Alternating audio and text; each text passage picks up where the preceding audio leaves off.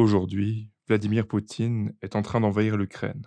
Comment ne pas être horrifié par les bombardements, par la mort de civils, par l'exil de millions d'Ukrainiens? C'est la fin de la paix en Europe, c'est un retour en arrière violent. On redécouvre la réalité de la guerre et on se scandalise de ce qui la rend possible, la désinformation. Ça me touche parce que je suis un passionné par la Russie, j'y ai vécu, je m'y suis marié, je parle russe tous les jours à la maison, je lis aussi les médias. Et si vous lisez les médias russes, vous voyez le conditionnement qui rend possible la guerre. Nos médias sont loin d'être irréprochables, mais que dire alors des médias russes, qui n'ont pas le choix, le plus souvent évidemment. Sans le contrôle des médias, sans propagande, pas de guerre. Et donc, plus que jamais en Occident, on dénonce ce mensonge politique. On en appelle à l'honnêteté et à la transparence. Nos dirigeants ne sont pas dispensés de la morale, ils doivent rendre des comptes. Ils n'ont pas le droit d'être menteurs et criminels. Ça paraît évident. Et pourtant. Et pourtant, le philosophe dont on va parler aujourd'hui, Nicolas Machiavel, vient inquiéter nos convictions. Machiavel n'est pas opposé à la désinformation, il n'est pas opposé à la guerre. Et c'est pas juste un philosophe gangster, comme dit Léo Strauss, philosophe allemand et américain qui déteste Machiavel. Machiavel, c'est un auteur classique. Il est au programme du bac français, par exemple. Et Machiavel, contrairement à nous, pense qu'un bon dirigeant, ça viole la loi morale. Un bon dirigeant, ça doit mentir, ça doit faire la guerre, ça doit, comme il dit, entrer dans le mal. Poutine, qui entre dans le mal, est peut-être un bon dirigeant. Et au contraire, un président moral serait mauvais. Un dirigeant qui se ferait marcher sur les pieds, qui se ferait renverser, perdrait des territoires, autoriserait l'instabilité, qui est bien pire que de tuer quelques opposants. Voilà ce que pense Machiavel. Et c'est pour ça que son modèle, c'est le Poutine du XVIe siècle, si vous voulez, c'est César Borgia. Donc César Borgia, je vais pas trop en parler, mais c'est vraiment un psychopathe. C'est le genre de prince qui adore décapiter des hommes juste devant leurs épouses, ou bien les scier dans le sens de la longueur et puis les exposer sur la place publique. Et Machiavel n'y trouve rien à redire. Il dit sur Borgia, cette citation est tout à fait significative. C'est à sa cruauté qu'il dut l'avantage de réunir la Romagne à ses États et de rétablir dans cette province la paix et la tranquillité dont elle était privée depuis longtemps. Cruauté permet la paix. Et tout bien considéré, Machiavel continue, on avouera que ce prince fut plus humain, c'est un comble, hein, mais ce prince fut plus humain que le peuple de Florence, qui, pour éviter de paraître cruel, laissa détruire Pistoia. Donc, renversement total, la gentillesse peut être plus cruelle que la cruauté, parce que le prince gentil met ses sujets en danger. Tuer quelques hommes, c'est parfois sauver un peuple.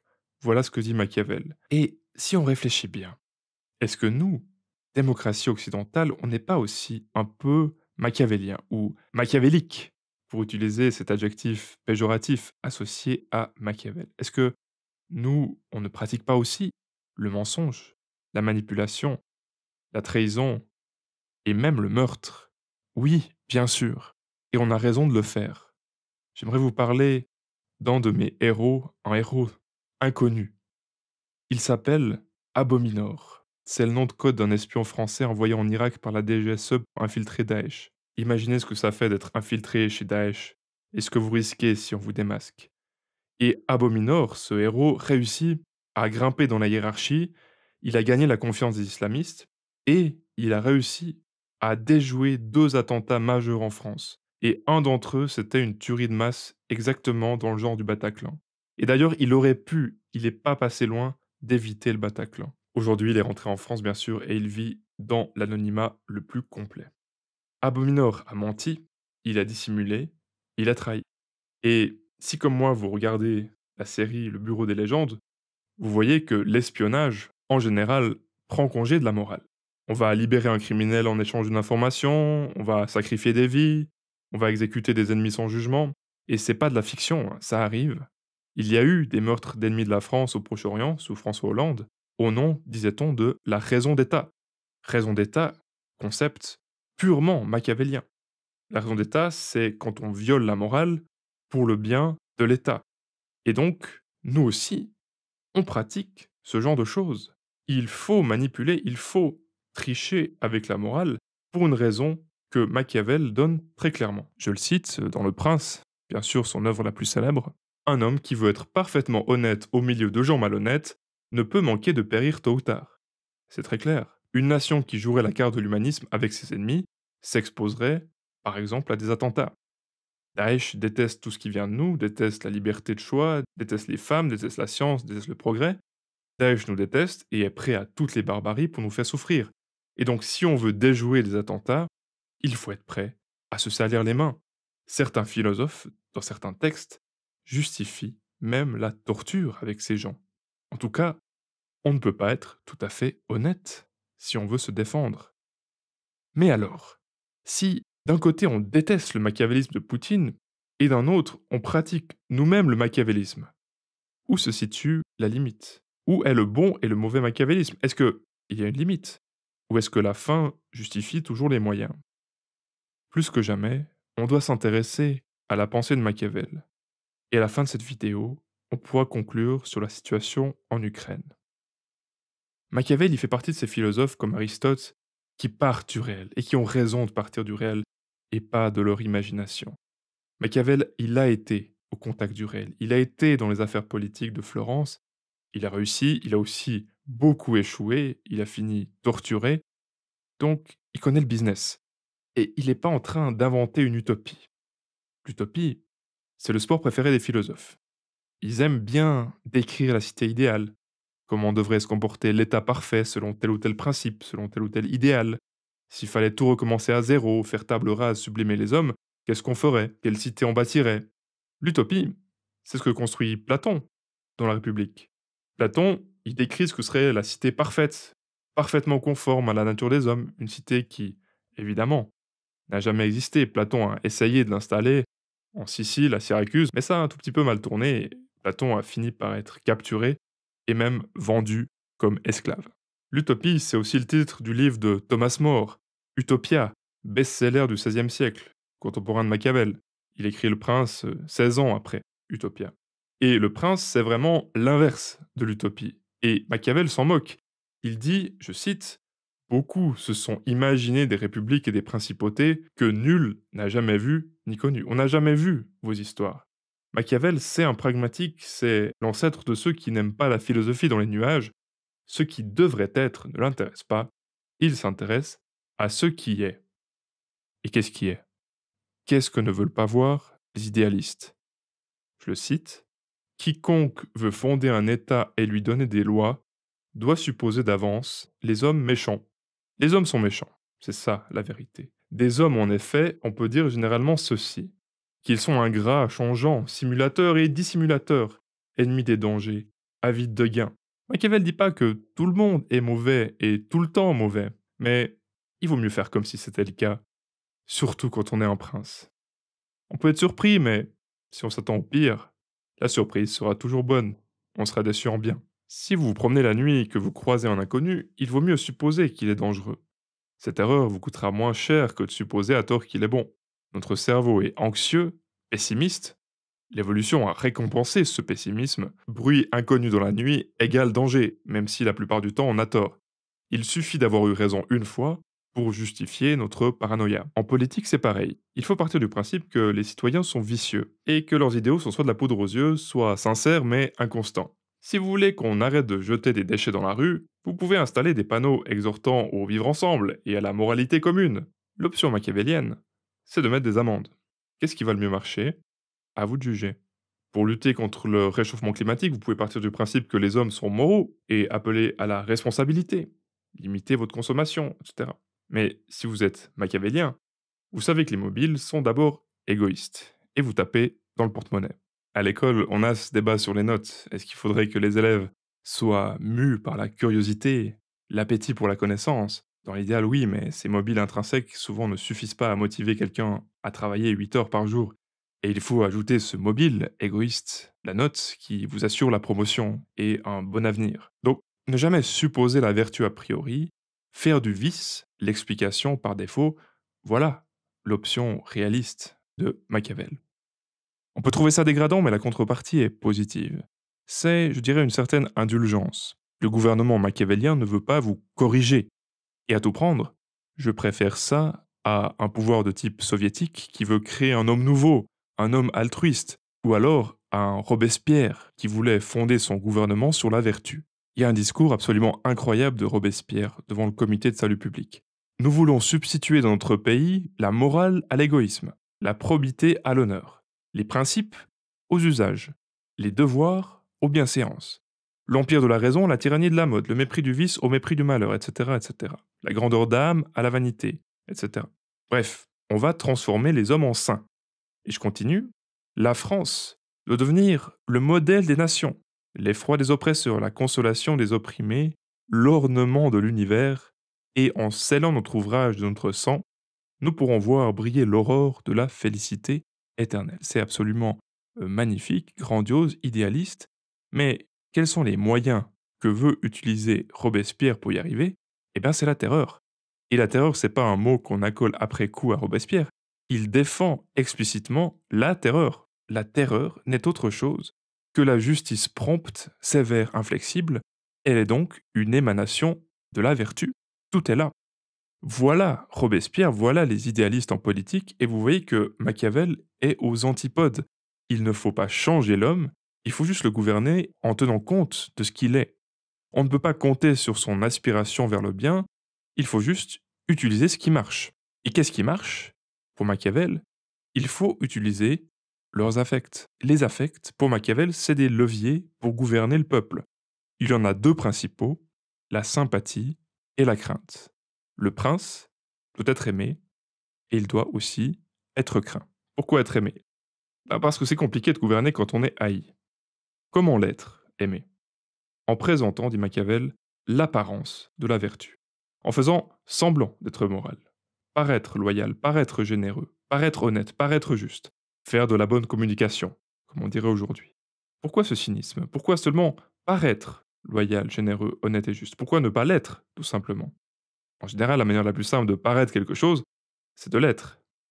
Eh bien, parce que, dit Machiavel, si le prince était honnête, s'il était toujours juste, s'il était toujours loyal, ses vertus se retourneraient contre lui. Les humains étant mauvais, c'est le premier moment, ils profiteraient de ses vertus, et ses vertus deviendraient des points faibles à attaquer. Citation la plus machiavélienne qui soit, il n'est pas nécessaire à un prince d'avoir toutes les bonnes qualités, mais il lui est nécessaire de paraître les avoir. J'ose même dire que s'il les avait effectivement, et s'il les montrait toujours dans sa conduite, elles pourraient lui nuire, au lieu qu'il lui est toujours utile d'en avoir l'apparence. Un président ne dit pas tout haut ce qu'il pense tout bas, à part François Hollande.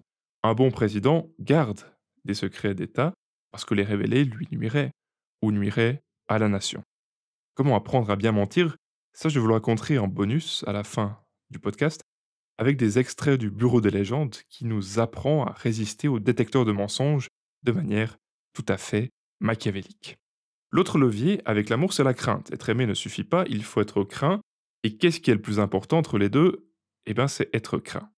Je cite, la raison en est que l'amitié étant un lien simplement moral de reconnaissance, ne peut tenir contre les calculs de l'intérêt, au lieu que la crainte a pour base un châtiment dont l'idée reste toujours vivante. L'affection est variable, la crainte constante. Donc le prince doit être agressif.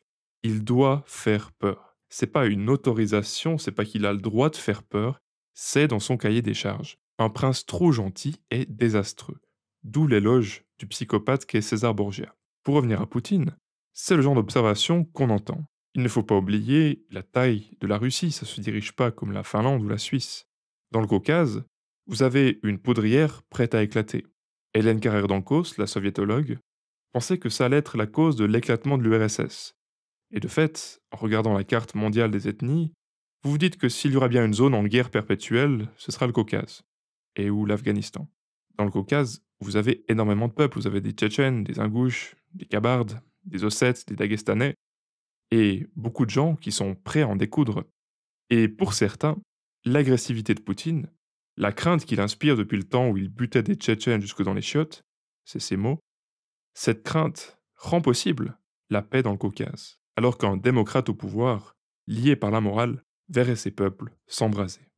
Faut-il être toujours cruel? Non. Il faut l'éviter tant que possible, mais ne pas hésiter quand c'est nécessaire. Tout l'art, c'est de rester dans cette dualité. Il faut savoir qu'il y a deux manières de combattre, l'une par les lois, l'autre par la force. La première sorte est propre aux hommes, la seconde propre aux bêtes. Mais comme la première, bien souvent, ne suffit pas, il faut recourir à la seconde. C'est pourquoi il est nécessaire au prince de bien savoir user de la bête et de l'homme. De quelle bête parle Machiavel? Il y en a deux, le renard et le lion. Le lion ne peut se défendre des pièges, le renard des loups. Il faut donc être renard pour connaître les pièges, et lion pour faire peur aux loups. Le bon dirigeant sait quand il peut être moral, parce qu'il n'est pas menacé, il sait quand il doit être renard, car l'honnêteté lui nuirait, et il sait quand il doit être loup, car l'ennemi s'approche. Tout dépend des circonstances, et l'important, c'est le résultat. Si le fait accuse, dit Machiavel, le résultat excuse. L'histoire ne retient pas les moyens, elle retient la fin. Quand Romulus tue son frère Rémus en fondant Rome, c'est le pire des crimes. Mais sans ce crime, il n'y a pas de Rome. Pragmatisme de Machiavel. Pragmatisme utilitariste avant l'heure. On a tendance à oublier que nos nations, tout comme Rome, ont été fondées sur le sang. Combien de guerres, combien de répressions, combien d'arrangements avec la morale il a fallu pour installer nos démocraties en apparence exemplaires. Aujourd'hui encore, nos démocraties reposent sur la prospérité économique, et cette prospérité a besoin d'un travail bon marché. Elle dépend de nos délocalisations dans des pays, eux, très peu démocratiques. Alors, est-ce qu'on peut faire la leçon? Est-ce qu'on ne devrait pas accepter la guerre de Poutine en Ukraine? Poutine a des raisons pragmatiques, machiavéliennes ou machiavéliques, d'envahir l'Ukraine. Plusieurs experts, je prends par exemple le diplomate américain George Kennan, avertissent depuis longtemps que l'expansion de l'OTAN, c'est une menace à long terme pour les intérêts russes, avec des conséquences plus durables que les sanctions économiques, et donc que la guerre est l'issue probable de cette expansion. En décembre, la Russie a demandé officiellement la garantie d'une non-adhésion de l'Ukraine à l'OTAN, qui fut rejetée. Est-ce que Poutine, il n'a pas raison, comme Machiavel a raison? Pour répondre, il faut éviter deux écueils, deux erreurs. La première, c'est d'ignorer Machiavel, et la deuxième, c'est de le valider. Ignorer Machiavel, c'est ce que font les médias. Les médias font comme si les calculs géopolitiques n'avaient aucune espèce de pertinence, comme si la politique et la morale, c'était la même chose. Dans ce récit pointilleux des événements, étrangement pointilleux, on n'a pas beaucoup d'expertise géopolitique. On a de la psychologie. Le titre d'un article de hier que j'ai sous les yeux, c'est Mégalomane sous cortisone parano, la santé mentale de Vladimir Poutine analysée par un psychiatre. Voilà à quoi on a droit par les médias. Et on a de la morale. On a les psys, on a les prêtres. Comme si on craignait d'amener des éléments de compréhension au public. Comme si le public n'était pas assez mature pour comprendre sans pour autant justifier. Comprendre, c'est déjà excuser, comme disait Manuel Valls. Mais non, on peut opposer à ça Spinoza. Ne pas rire, ni haïr, ni pleurer, mais comprendre. C'est pas parce qu'on comprend qu'on excuse, c'est pas parce qu'on connaît l'origine d'un conflit qu'on va pour autant le justifier. Ça, c'est le premier écueil qui est d'ignorer Machiavel. Comprenons plutôt la situation, soyons pas aveugles à la réalité des mobiles de la guerre. Le deuxième écueil, inverse, c'est de valider Machiavel. C'est d'adopter servilement le point de vue du prince. Faut pas oublier que le prince, c'est un manuel à l'usage du prince, avec un but unique, la conservation du pouvoir. Rien d'autre. C'est pas le bonheur du peuple, c'est pas la prospérité de la nation, c'est comment rester aux commandes, coûte que coûte. Et c'est très étonnant que des cyniques se mettent à défendre l'action de Poutine, comme s'ils étaient eux-mêmes devenus Poutine, comme si c'était leur avatar qui les faisait exister dans la vraie vie. Mais on n'est pas Poutine. Les citoyens européens n'ont pas les mêmes intérêts que Poutine. Il est même probable que les citoyens russes aujourd'hui n'ont plus les mêmes intérêts que Poutine, et que c'est le moment de l'arrêter. Si le prince peut nous apprendre quelque chose, c'est bien de nous distinguer du prince, de nous rappeler que la politique c'est du conflit et qu'on a une divergence d'intérêts avec lui. Ce serait vraiment le comble qu'un lecteur du prince qui n'est pas le prince devienne cyniquement un serviteur du prince, un peu comme un employé pressuré lirait de la littérature managériale et s'enthousiasmerait des instruments intellectuels de sa soumission. Lire le prince, oui, mais pour se libérer du prince. Et c'est comme ça que les meilleurs philosophes, Spinoza, Montaigne, Bacon, Rousseau, ont lu Machiavel. Pas comme un instrument de soumission, mais comme un instrument d'émancipation. Ils ont même suggéré que Machiavel souhaitait secrètement la révolte des sujets du prince. Je termine avec Rousseau, avec son sens de la formule, à propos de Machiavel. En feignant de donner des leçons au roi, il en a donné de grandes au peuple. C'est le moment du bonus. Comment apprendre à mentir efficacement. On n'a pas beaucoup de temps, je vous propose de commencer tout de suite. Ok. L'action se passe au moment où l'héroïne du Bureau des légendes, l'espionne française Marina Loiseau, est envoyée en Iran et elle est soumise au détecteur de mensonges. Elle a très peur d'être démasquée par les Iraniens, mais son formateur lui apprend qu'on peut tout à fait résister au détecteur de mensonges. Pour ça, il faut quoi? Il faut comprendre le fonctionnement du détecteur. Le polygraphe n'est pas un appareil qui mesure la vérité ou le mensonge. C'est pas Dieu. C'est un appareil qui mesure les réactions extérieures de votre peur. Scientifiquement parlant, on dit votre réaction au stress. Le détecteur mesure en fait la différence entre mes réactions corporelles quand je mens et mes réactions corporelles quand je dis la vérité. Et donc, la technique pour contourner le détecteur de mensonges est très simple. Il faut artificiellement stresser au moment de dire la vérité. Pensez à un truc terrifiant au moment de répondre à une question banale. De cette manière, l'effet de contraste avec le mensonge disparaîtra. Quand on vous posera une question de contrôle, donc par exemple, avez-vous déjà triché? Votre réponse physiologique va dévier par rapport à la normale, parce que la réponse qui est forcément oui est un peu gênante.